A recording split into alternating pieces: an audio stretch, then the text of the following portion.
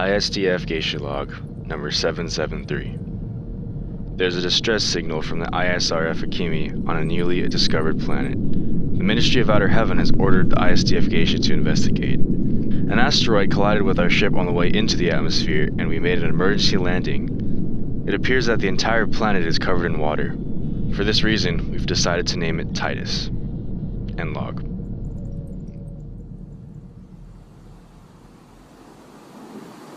ISDF Geisha Log number 774. Can't seem to locate the source of the signal. Radar says we're right on top of it. Maybe we are, but it's just below us.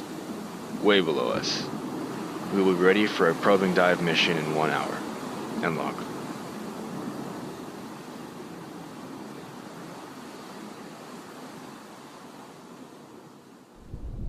ISDF Geisha Log number 775. Just returned from Dive 1. Still no trace of survivors or the ship. Maybe there was a storm or a life form that took them out. We'll expand our search grid on our radar and note that for our next dive. We encountered schools of unidentified fish while exploring the subterranean cave systems. We plan to mount a longer dive in 18 hours.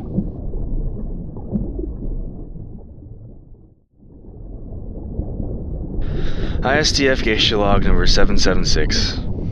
Still no sign of the survivors. I'm beginning to wonder if there was any expeditionary unit at all. We have found nothing to suggest that they were ever here besides the mysterious beacon, but seeing as we're stranded here until help arrives, we will take over their mission and continue to gather data on new life forms and planet resources.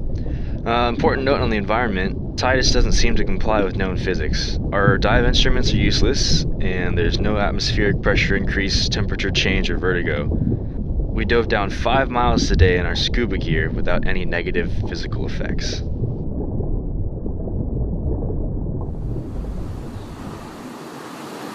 ISDF Geisha Log 783. It's been a week since we arrived on Tidus, and we have effectively and officially ended the search for the Akimi. Even though the Geisha is a Xerium-class vessel, our food supplies are beginning to run low, and we are filling the holds with specimen samples.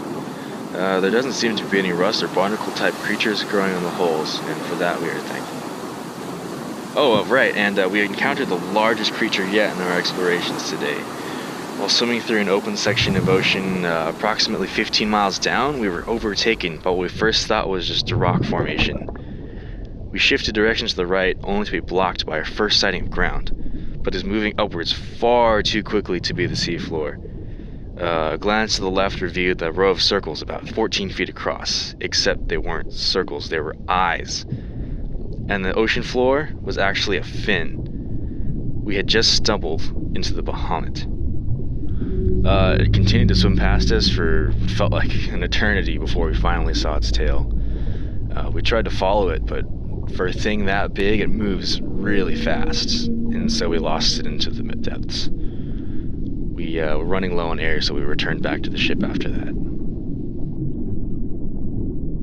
I've seen quite a few large creatures out in my time in space, but the Bahamut definitely takes the bait.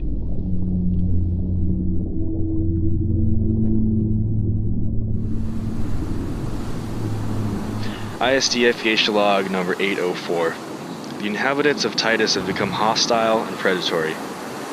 Schools of fish and some of the larger creatures are simply just curious of our existence at first, but I'm afraid that's no longer the case.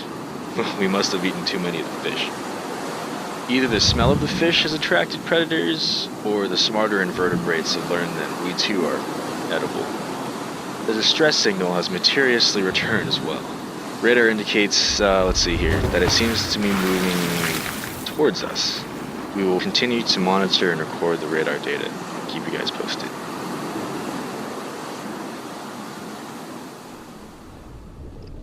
ISDF Geisha Log number 806.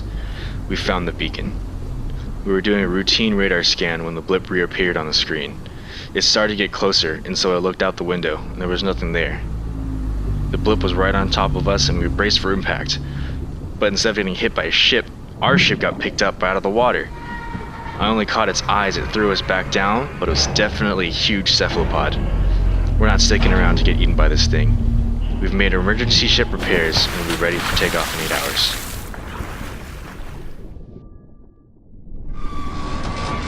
STF log 807. Cephalopod has ripped the ship in half.